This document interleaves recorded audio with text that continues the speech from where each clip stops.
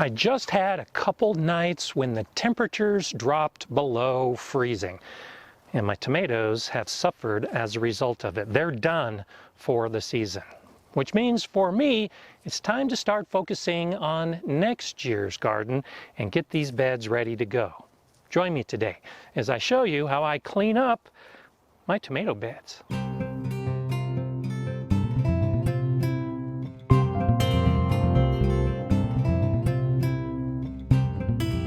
Hi, I'm Gardener Scott, and this is one of those activities that takes place every year.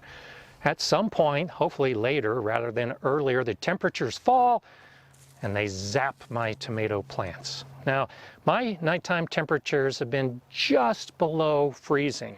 The leaves have suffered, some of the smaller branches have suffered. The tomato plants themselves aren't actually dead, but they're not going to be producing anymore.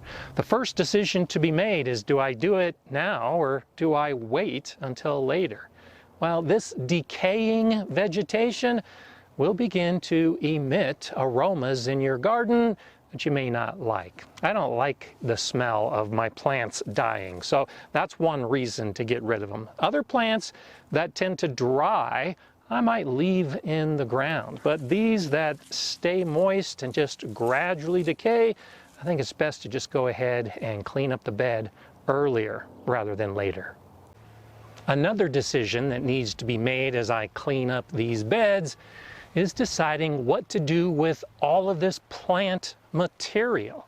Do I add it to my compost pile or do I get rid of it? Now, for the most part, I like to take all of the plant material that I'm cleaning from my garden and add it to the compost pile. But if you've had any diseases in your garden, you might want to think twice about that. Many of the tomato diseases that affect our plants are carried over in the soil. And so if you add diseased plants to your compost pile and then use that compost in the soil where you're going to be growing more tomato plants, you could be introducing disease in other areas of your garden. It takes a lot of work in making compost to get the high temperatures for sustained periods of time that are going to be enough to kill the diseases. So the general rule is just don't add diseased plants to your compost pile. It's much easier. This is the one time where I suggest you bag up the plants and toss them out in the trash. But if you don't have disease issues with your tomatoes, then all of this is material that can be added to your compost pile. When you're cleaning up your garden beds, another decision is whether to cut or pull the plants. Now, generally, when it comes to smaller plants with a small root system, I'll just take my hand pruners, I'll cut off the plant at the soil surface, and I'll leave the roots in place. And in most cases, those roots will decay and improve the soil over the course of the winter and into next spring. The tomato roots tend to be more robust. They are woodier. They're not going to decay in just a few months. So I prefer to remove the roots from the soil. You can leave them in place, and especially if you have enough time and you have a moist bed and you're going to be planting something in between where the tomato plants were growing, sure, leave them in place and allow them to benefit the soil. I'm going to be adding compost and organic matter to this bed and turning it in. So to kind of kill two birds with one stone, I'll go ahead and cut off these plants, remove them, and then at the point that I'm turning the bed and amending it, I can just very easily pull the roots from that loose soil. Hopefully you were looking at the forecast and you saw the freezing weather coming, so you were able to harvest all of the ripe or green tomatoes that you wanted before the freeze hit. I did that. So there are few tomatoes left on these vines, but they're not worth saving. They'll be extra organic matter that I'm adding to my compost pile. The first thing I'm going to do before I cut off these plants is remove these tomato clips that I used as part of my trellising. I like to grow my tomatoes vertically, and so I connect them to twine that's connected to the wire trellis behind. And I'll either wrap the plants or use these tomato clips. Well, before I clean up this bed and remove the plants, I have to remove these tomato clips. It's very easy to do. It's just a simple pinch of the closing mechanism right here.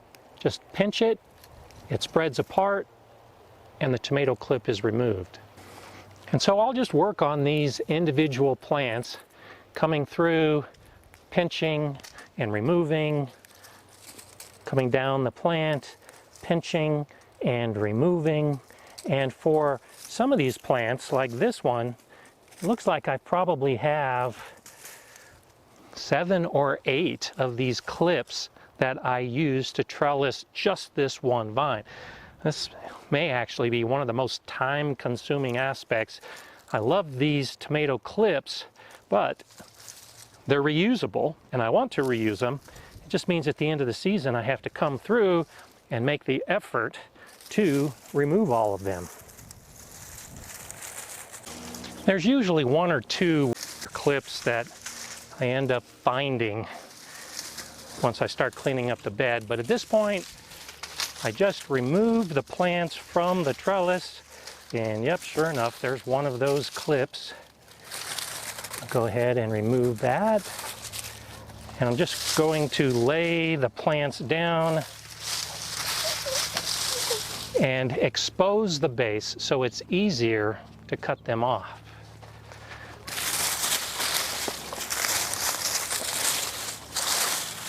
With the plants released from the trellis, now I'll just come in and cut off at the base and start cleaning up this bed.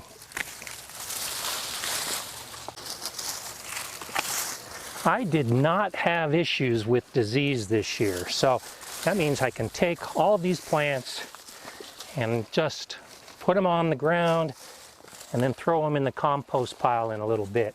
I don't need to worry about pulling out diseased plants and throwing them away.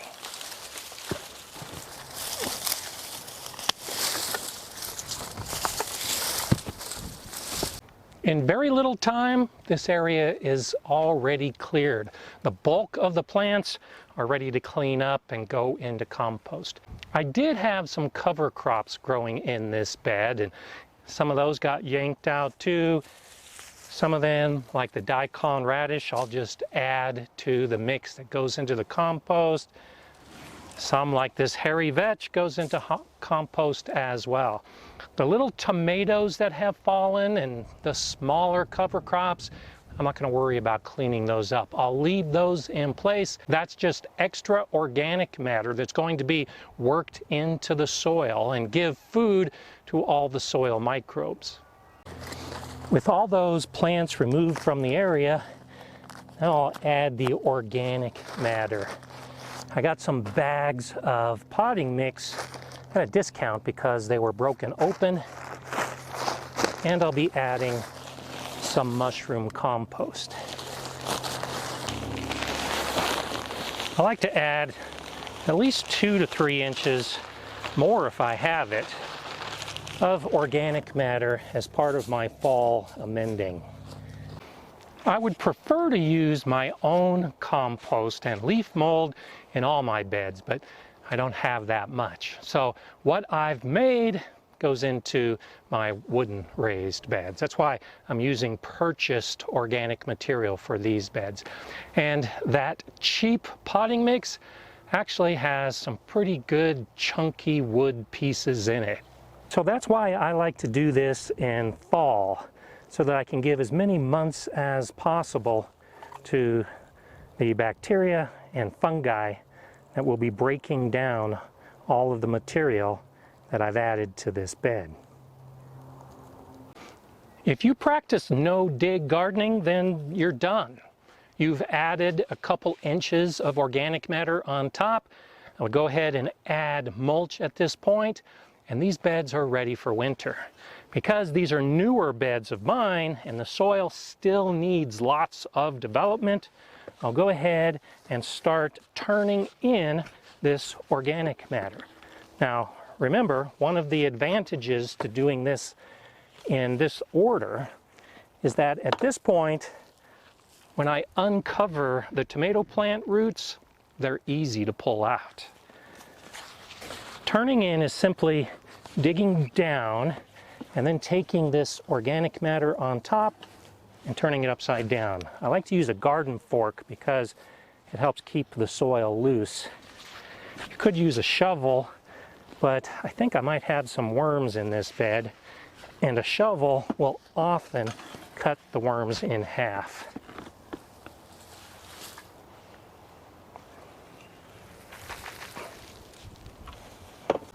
I'm going to try and clean up all of the beds in this area of my garden today, and I still have a tomato bed in the other section that needs to be cleaned up as well. That might have to wait till tomorrow. But as soon as I finish the process I've just shown, these beds are ready to go into winter. And it also means they'll be ready for planting in spring. I'll probably do a long row of peppers in this bed next year. I'm planning on doing a lot of peppers. Regardless of what I grow, this bed is going to be ready.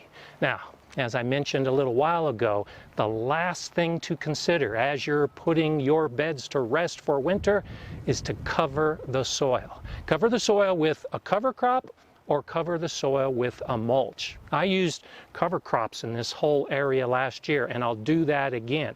Until I get those seeds in, and for the beds that I'm not going to be cover cropping, mulch is the thing to use. And I like using crushed leaves and dried grass and straw, all of which I've collected this year. And then we're done. We're cleaned up, the beds are ready, and I can rest easy, waiting for the many months for me before my spring garden begins again. I'm Gardener Scott. Enjoy gardening.